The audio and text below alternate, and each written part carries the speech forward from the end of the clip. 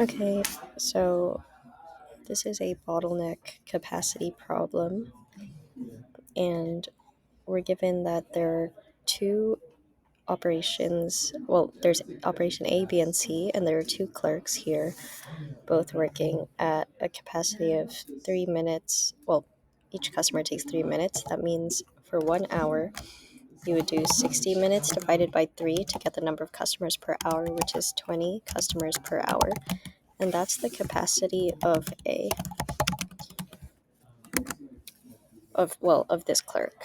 So really the capacity of A would be your 20 times 2, which equals 40.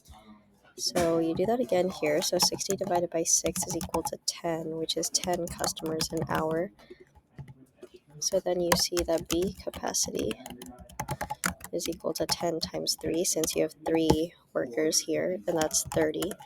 And then C is just 60 divided by 6, which is, 60 divided by 1, which equals to 60 customers an hour.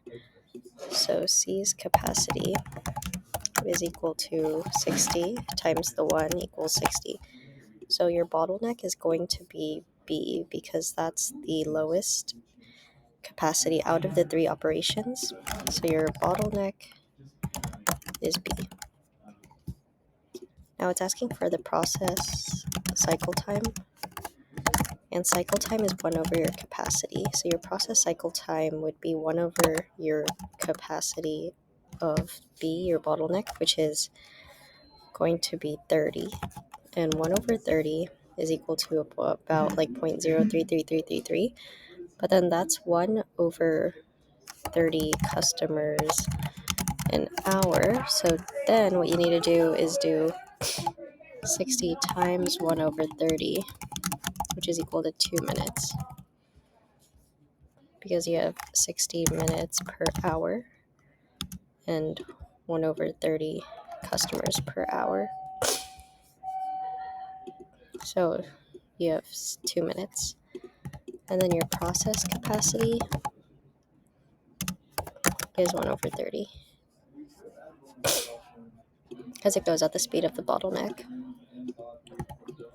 So rush order throughput is the same thing as rush order flow time, which is just 3 plus 6 plus 1, which is equal to 9 minutes. So you take the sum of the longest route. And then you need to find labor utilization if arrival rate is 5 minutes. So if it's 5 minutes, that means, so 60 divided by 5 is equal to 12. That means you have a capacity of 12. And that's the throughput, because the throughput is the minimum between your arrival rate and your process capacity, which in this case, 12 is less than 30. So then we would use 12. So here it gets a little bit tricky, because you have 12, you don't, utilization is equal to your throughput divided by your operation capacity. So note that A's capacity is 40, right? 12 divided by 40 is 0.3. But here what you would want to do is actually, since there are 2 A's, you have 12 people coming in to A, but they can go to either this way or this way. So then 6 would go here, and then you would have 6 here. So then you would do 6 divided by your capacity of 1, which is 20. So you need to do 6 divided by 20. And then since you're finding average utilization, you have to add it all up. So 6 divided by 20 here, 6 divided by 20 here, and then, okay, so 12 come in, and then you have to divide 12 by 3, because there are 3 operation for B, so that's 4. So that plus 4 over 10 plus 4 over 10 plus 4 over 10. And then plus, this time there's only 1, so you can use 12 and do 12 over 60. So that's the numerator.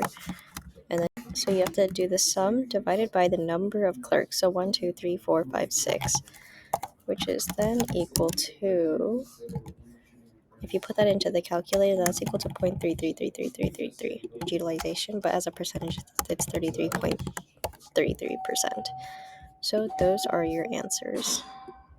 You have your labor utilization, your bottleneck, your process cycle time, your process capacity, and your rush order flow time. Let me know if you have any questions.